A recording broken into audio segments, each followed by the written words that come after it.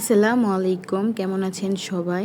তো আজকে আমি রাত্রিবেলা হসপিটালে গেছিলাম। আর কেন গেছিলাম সেইটাই আপনাদের সাথে এখন শেয়ার করব। তো আজকে এখন প্রায় বিকাল 5:30 বাজে। তো আমি এখন রান্না বসাইছি, যেহেতু আমি হসপিটালে যাব। তো ভাবলাম তাহলে রাতের খাবারটা নিয়েই যাই। তো তার জন্য যেহেতু আমি দুপুরে রান্না করছিলাম, দুইটা তরকারি নেব, তো দুপুরে একটা রান্না করছিলাম আর ভাবলাম যে মাংসটা তাহলে একটু পরেই রান্না করি, কারণ মাংসটা খুলতেও একটু সময় লাগবে।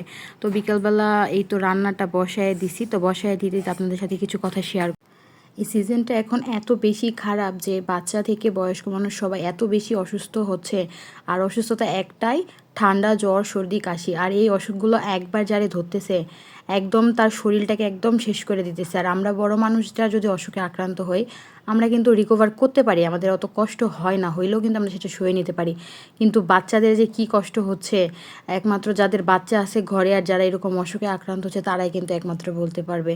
তো আমার ছেলেটাও কিন্তু কয়েকদিন যাবৎ খুবই অসুস্থ, মাঝখানে একটু কমলেও তার অসুস্থতা আবার বেড়ে গেছে। তো এই অসুস্থ বাচ্চাকে নিয়ে যাচ্ছি, কারণ নওগাঁ থেকে আসবে আমার একটা চাচি, মানে আমার কাজিনের আম্মু আসবে। তো তার হাতে আম্মু কিছু পাঠাইছে, সেগুলো নিব, প্লাস বাবুটাকেও একটু দেখব, কারণ ও ছোট বাবু।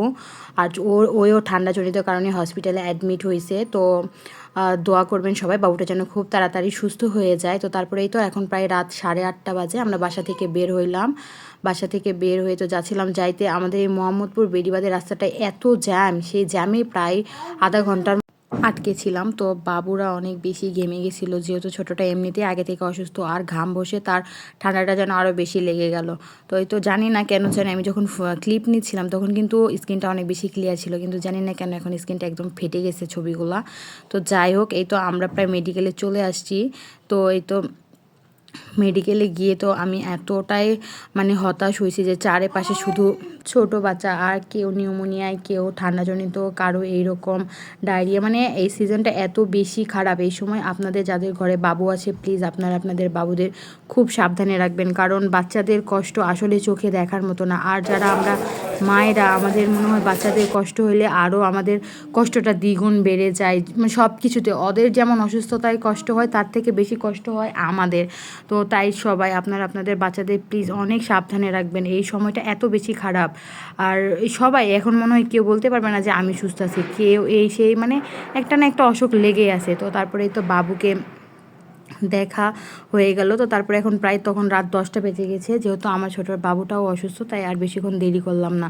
তো আবার বাসার উদ্দেশ্যে রওনা দিলাম। তো বাসার উদ্দেশ্যে যাইতে যাইতে আবার সে জ্যাম। মানে কি বলবো, আমাদের দেশটা স্বাধীন হলো ঠিকই, কিন্তু এই আমাদের দেশের রাস্তাঘাটে, বিশেষ করে ঢাকা শহরের রাস্তাঘাটে জ্যামে যে এত খারাপ অবস্থা, মানে আমি একদম অতিষ্ঠ হয়ে গেছি। মানে যেখানেই দাঁড়াইতেছে, এই যে টাউন হল থেকে, টাউন হল তো না, বাঁশবাড়ি থেকে শুরু করে বেড়িবাঁধ চৌরাস্তা পর্যন্ত প্রত্যেকটা জায়গায় মানে অনেকক্ষণ করে জ্যামে আটকে আসি। তো জ্যামে গরমে ছেলেটা আমার ঘুমিয়ে গেছে। আমরা তো প্রায় বাসার কাছে চলে আসছি।